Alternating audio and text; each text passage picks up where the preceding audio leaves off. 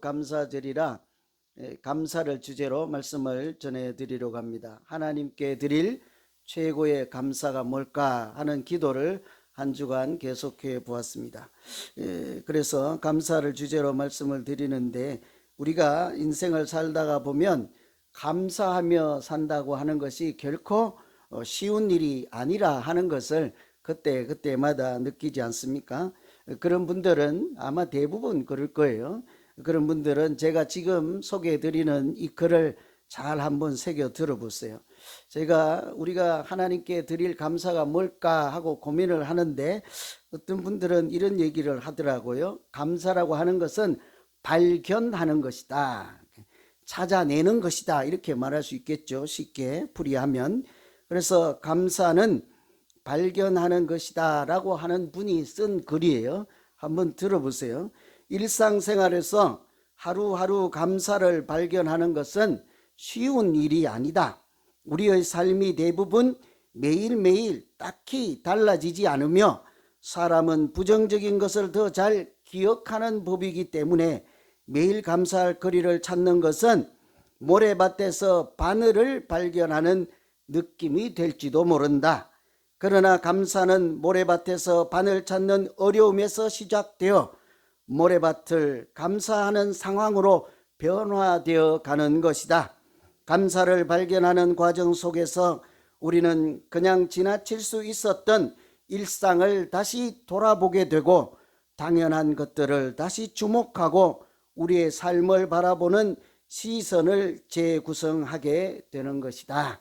이 감사가 그렇다는 거예요. 약간 조금 어려우신가요? 어떠세요? 그죠? 그래도 다 느낄 수 있죠. 우리가 감사해야 할 일이 아무리 많아도 그것을 볼 줄 아는 눈, 감사할 수 있는 여유의 마음, 감사를 발견하는 눈이 없으면 모르고 지나간다는 거죠. 근데 그것은 사실은 감사할 일이 없어서가 아니라 보지 못하기 때문이죠.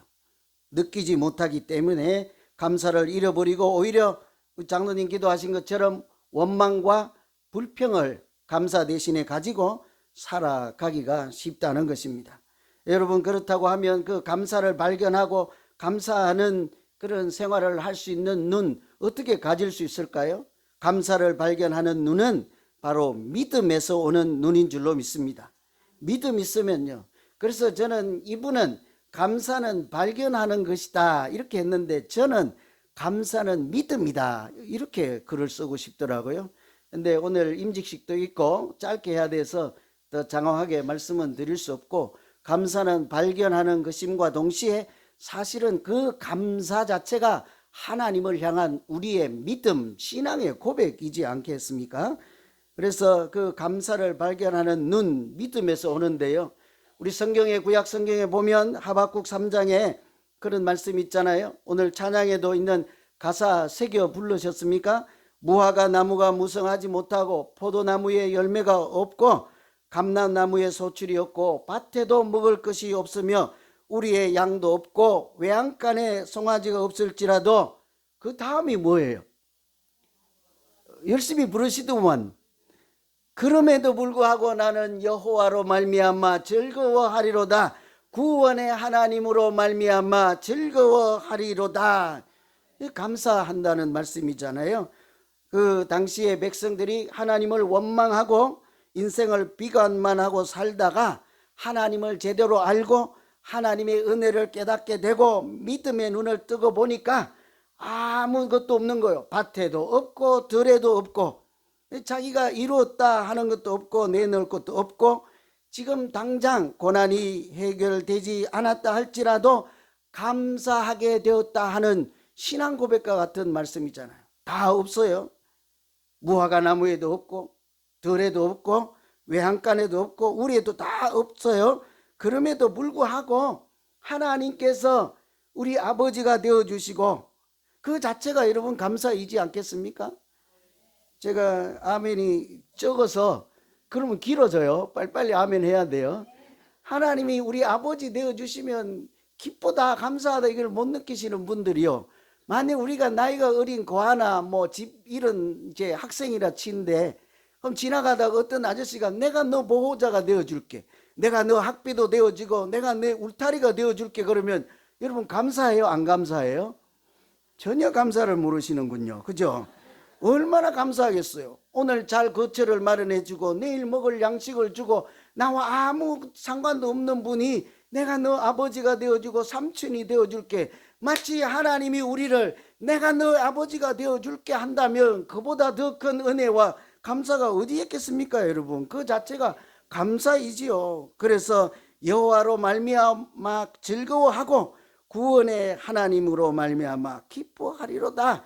이것은 내 상황이 어떠할지라도 믿음의 눈을 뜨게 된 사람들이 고백하는 신앙 고백이요, 하나님께 올려드리는 감사이죠. 우리도 이런 감사로 믿음 생활하는 모두 되기를 간절히 기원합니다.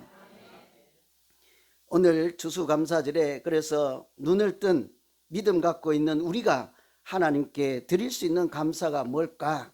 우선 과일같이 이렇게 올려드릴 수 있잖아요. 눈에 보이는 이런 것 말고도 얼마나 많겠습니까? 저는 오늘 본문의 말씀에 따라 보면 우리가 하나님께 드릴 수 있는 최고의 감사는 하나님이 주신 믿음 주심을 감사하는 것이 아닐까. 하나님이 믿음 주신 것을 진실로 감사하는 것이 우리 신앙 고백이지 않겠어요? 8절에 보면 너희 모든 사람을 인하여 내 하나님께 감사하면 너희 믿음이 온 세상에 전파됨이로다. 이게 사도 바울이 로마 사람들을 생각하고 보내는 편지잖아요, 로마서가. 근데 로마 사람들에게 편지를 쓰며 첫 절을 나는 사도 바울이고 당신들에게 편지를 한다 하고는 얼른 글자를 쓰는데 감사한 것부터 생각이 나는 거예요. 저 멀리 있는 로마 사람들을 생각하니 하나님께 대한 감사가 너무 많이 나오는 거예요. 그 첫 번째 뭐라고요? 너희들에게 하나님이 믿음 주신 것을 내가 진실로 감사합니다. 여러분, 이런 생각 본 적이 있습니까? 이런 생각할 때 저는 여러분들에게 하나님이 믿음 주심이 그렇게 감사해요. 그걸 모르시는군요. 그죠? 저는 얼마나 감사한지 몰라요. 여러분이 아니라면 저는 우리 아들, 딸에게 하나님께서 믿음 주심을 억만금을 준 것보다 더 감사합니다. 남의 아들이라고 감사도 안 되겠지만 뭐 어떻게 해야 공감할지는 모르겠습니다만 사도 바울의 심정을 한번 생각해 보세요. 로마에 있는 사람들이 잘 산다, 부자더라, 뭐 평안하다더라 이런 것보다도 믿음 생활한다는 그 자체가 얼마나 감사한지 몰라요. 왜 그럴까요? 사도 바울이 도대체 그들 믿음을 감사한다고 가장 먼저 고백하는 이유가 뭘까요? 바울은 믿음이라고 하는 것이 하나님께서 주신 선물이라는 것을 너무나도 잘 알잖아요. 이 사람이 뭐 난 예수 믿을까 해서 억지로 믿게 되었습니까? 그게 아니잖아요. 하나님이 어느 날 사도 바울에게 일방적으로 선물같이 보배 같은 믿음 주셨잖아요. 하나님을 알게 하고 예수를 그리스도라 고백하고 그렇게 완전히 180도 다른 인생을 살게 하지 않았습니까? 그래서 그 귀한 믿음을 내가 믿음 생활하고 보니 이렇게 좋은 것이 또다시 있을 수가 없거든요. 그러니까 로마 사람들에게 그거 주신 것 하나님이라는 것 너무 잘 알죠. 그래서 감사해요. 왜 그렇습니까? 하나님을 알고 믿음으로 살면 누구든지 그 인생이 어떻게 돼요? 인생이 사람답게 살고 복 있는 삶을 살고 하나님이 함께 하심으로 어떤 고난과 어려운 형편 가운데도 지족한 마음을 가지고 일체의 비결을 가진 사람으로 살 수 있기 때문인 줄로 믿습니다. 우리가 믿음 생활하면 인생이 달라지죠. 그래서 사도 바울이 로마 사람들에게 하나님께서 믿음 주신 것을 제일 먼저 가장 큰 감사를 드린다고요. 여러분, 사랑하는 사람 있으면 그 사람에게 하나님께서 무엇을 주기를 이렇게 기대하고 기도하십니까? 여러분 자녀들에게, 또 누구 어르신들께, 누가 여러분 사랑하는 마음에 품은 사람들에게 무엇을 하나님께서 그들에게 주기를 원하십니까? 저는 아무리 생각해봐도 다른 모든 것보다 하나님께서 그들에게 믿음 주심을 최고의 기도요 선물이라고 생각을 합니다. 그 하나님이 주신 믿음만 있으면 그 인생이 우리가 바라는 것보다요 훨씬 더 잘 살 수 있기 때문에요. 훨씬 더 복 있는 인생을 살 뿐만 아니라 하나님께서 믿음 가운데 동행하시고 날마다 형통케 하시고 복 있는 인생, 영생이 있는 인생, 하나님이 하신 약속이 있는 인생으로 살 수 있기 때문인 줄로 믿습니다.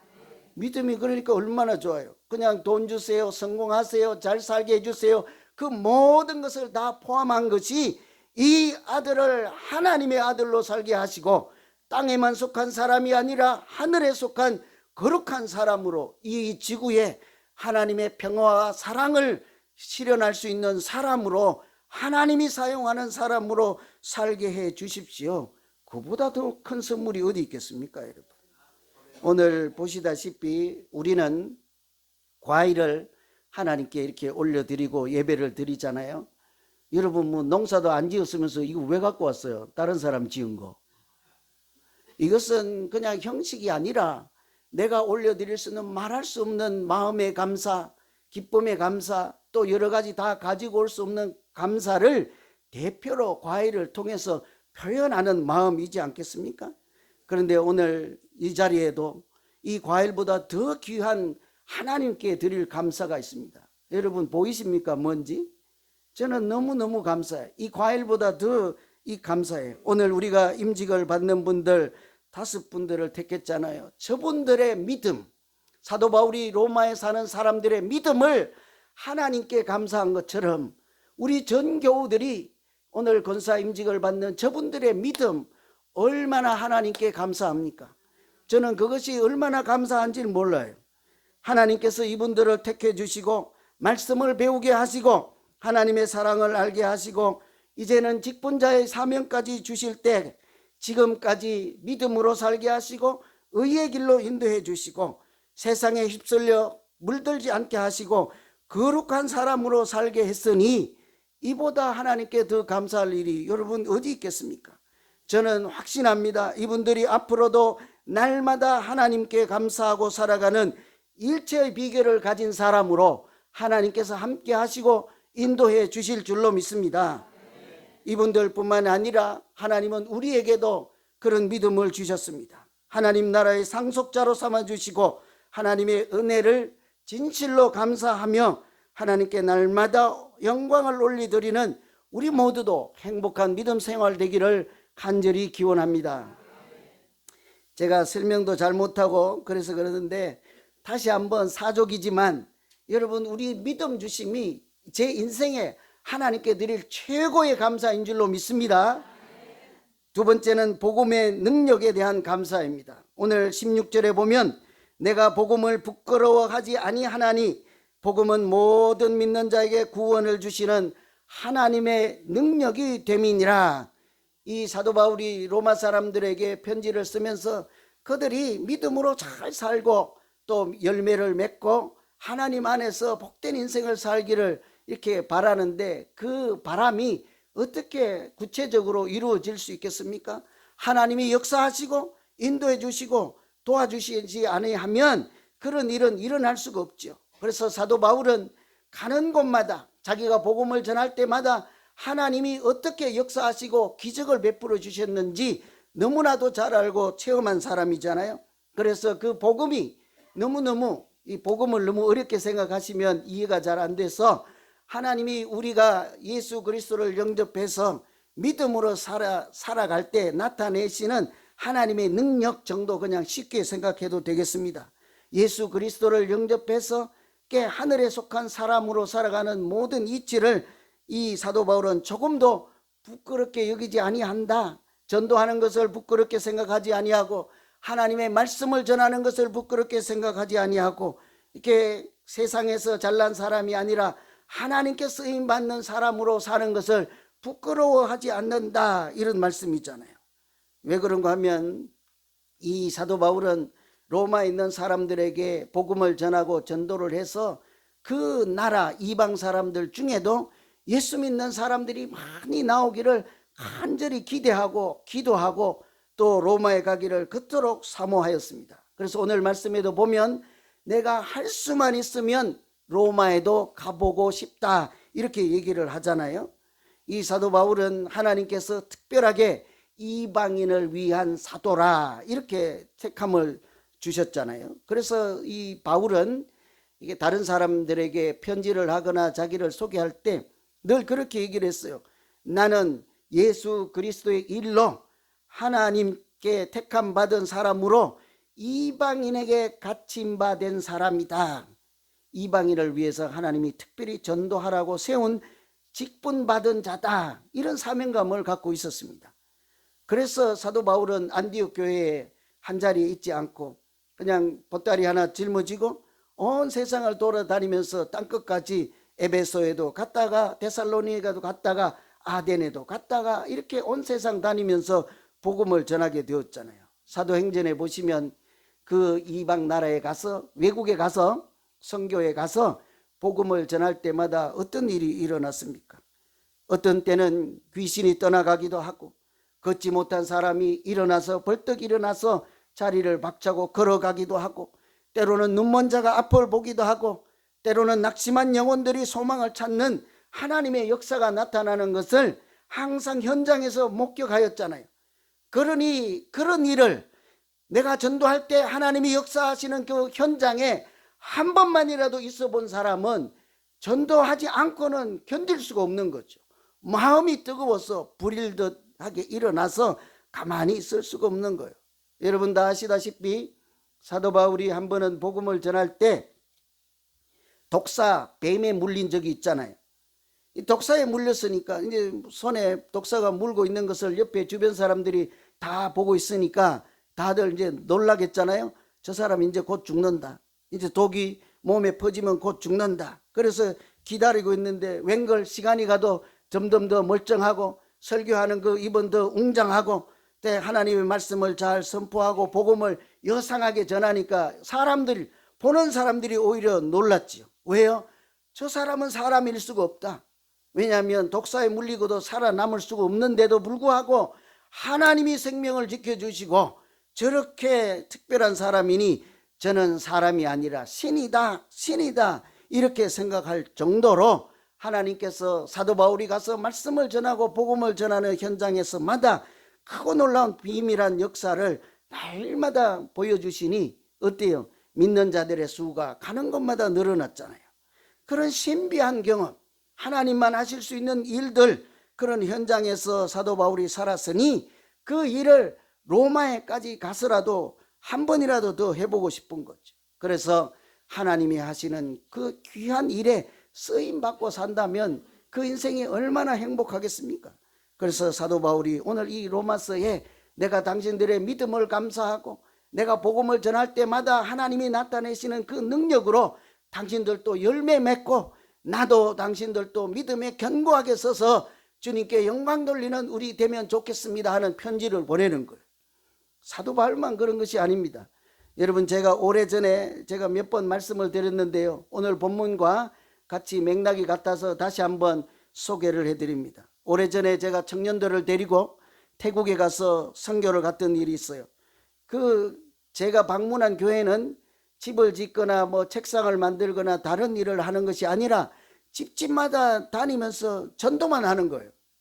이 청년들이 이제 뭐 몸이 건장하니까 뭐라도 이제 두들기고 부시고 뭐 만들고 짓고 그래야 이제 재미가 있는데 전도지 주면서 이 동네 저 동네 저 집 가서 그냥 전도하고 오라 하니까 이제 입이 다 튀어나온 거죠. 아이 뭐 우리가 비행기 비싼 티켓 주고 와서 이거 하러 왔나 싶어서 투덜투덜 하는데 뭐 어째요? 그 현장 교회가 인도하는 대로 한 집 한 집 가서 전도를 하는데 신기한 일들이 일어나는 거예요. 한 번도 아무리 전도를 해도 꿈쩍도 안 하던 어떤 집에서 그 청년들을 통해서 예수를 영접하고 나 이제 내일부터 교회 가겠습니다 하는 일이 일어나질 않나. 어떤 집에는 학생이 자기가 우상으로 섬기는 사진들을 붙여놓고 공부도 안 하고 페인처럼 그렇게 소망도 없이 살아가는 학생이 그 사진들을 다 불태우고 나 이제 공부하겠습니다. 나 이제부터 교회 가겠습니다. 이런 일들이 그 청년들이 하는 일들 가운데 일어나는 거죠.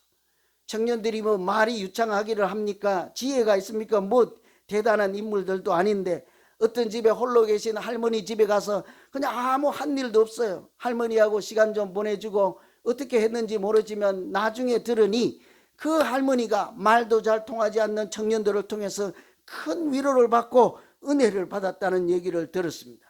여러분 이 모든 일을 누가 하였습니까? 청년들이 했다 1번, 하나님이 하셨다 2번. 몇 번입니까? 객관식은 엄청 잘 찍네요. 그죠? 하나님이 하셨지요. 정확히 말씀하면 그 청년들을 통해서 그 청년들이 하는 일 가운데 하나님이 능력이 나타나게 해서 하나님이 하신 줄로 믿습니다. 그런 일에 갔다 오니 제가 요것 때문에 다시 소개해 드린 거예요. 그 청년들이 뭐라고 한 줄 아세요? 처음에는 입이 튀어나왔대잖아요. 그랬더니 나중에 목사님 내년에 다른 데 가지 말고 여기 또 한 번 오면 안 될까요? 내년에도 또 한 번 전도하겠습니다. 그런 거예요. 우리가요 잘 알지 못하지만 내가 하는 믿음 생활 가운데 하나님이 은혜 주시고 성령이 충만하게 하시고 복음의 능력이 나타나게 하시면 사도 바울처럼 우리 가슴이 뜨거워서 전하지 않고는 견딜 수가 없는 줄로 믿습니다.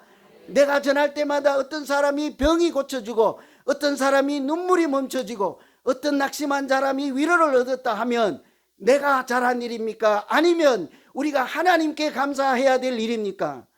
얼마나 그 귀하고 감사한 일입니까? 저는요 없는데 시간 가더라도 딱 한 번만 더 할게요. 늘 말씀을 드리지만 저한테 금송아지를 사주든 뭐 아무리 맛있는 걸 사주든 그런 것보다 여러분이 믿음 생활을 더 잘하는 것이 얼마나 더 감사한 일인지 모릅니다. 그때는요 제가 밥을 100번 사줘도 하나도 아깝지 않아요. 그러니 저한테 밥 얻어 잡숫고 싶거들랑 믿음 생활 잘하시고 가만 계세요. 제가 다 알아요. 그러면 그럼에도 불구하고 밥 못 얻어 잡순 분들은 전화하세요. 알았죠? 여러분 이것이 우리가 감사절에 하나님께 드릴 최고의 감사예요. 우리 모두 하나님께 드릴 감사할 일이 많겠지만 보배 같은 믿음으로 살게 하신 그 은혜를 정말 귀하게 여기고 하나님께도 감사하고 믿음 생활하는 매 순간마다 하나님께서 역사하시고 함께 하심으로 우리의 인생이 형통하게 될 뿐만 아니라 하나님도 영광 받으시고 우리 믿음 생활도 재미있고 행복한 믿음 생활 되기를 간절히 기원합니다. 기도하겠습니다. 하나님 아버지